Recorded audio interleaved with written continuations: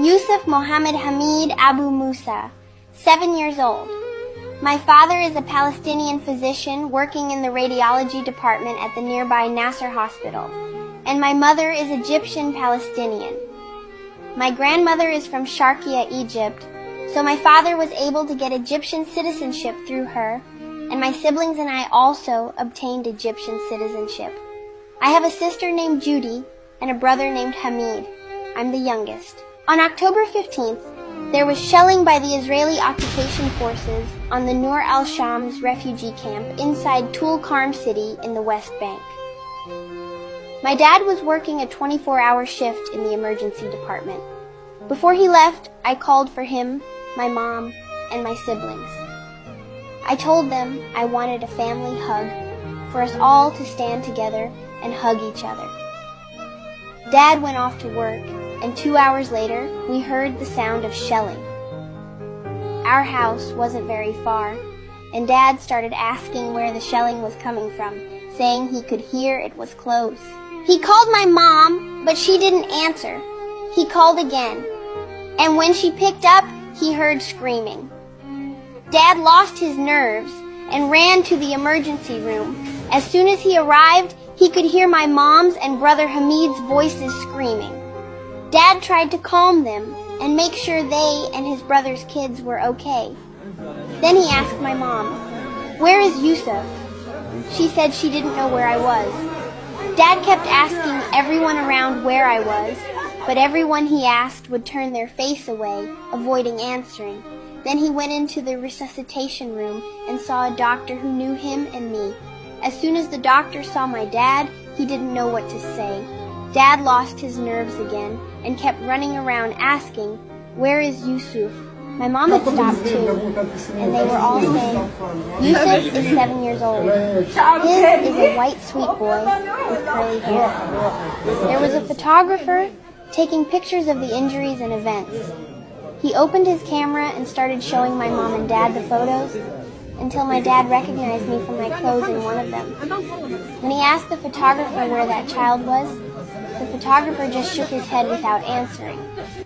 Then someone there said, "I was carrying him and took him to the fridge," meaning the mortuary.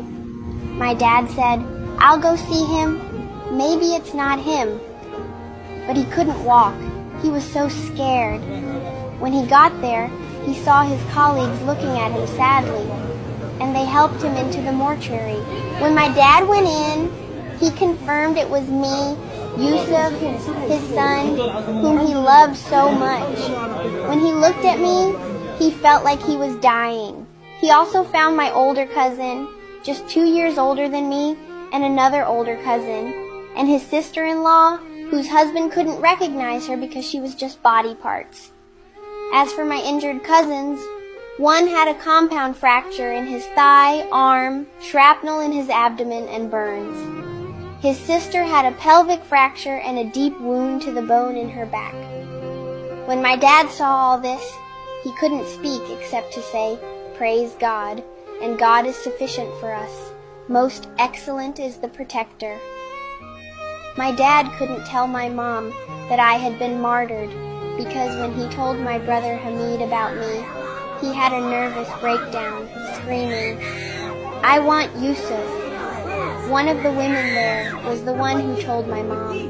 My mom insisted on seeing me, even though my dad was very worried about her seeing my lifeless body, who didn't have to say Mom, but she wanted to see me and kiss me before they buried me.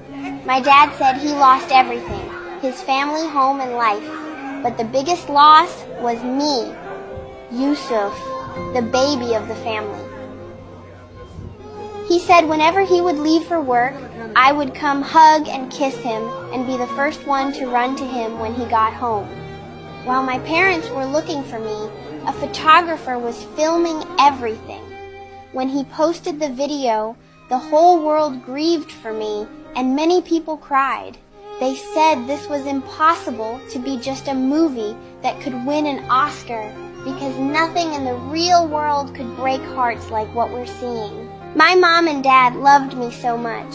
They said I was the light of the home, and now the home was extinguished, and the home was no more. They commended me to God as one of the martyrs. May God have mercy on all our martyrs, and God willing, we will be birds in paradise. God is sufficient for us. The most excellent is the protector. My heart breaks to share this brutality taking place in Gaza and ethnic cleansing across Palestine. If your heart breaks too, contribute to stop this genocide.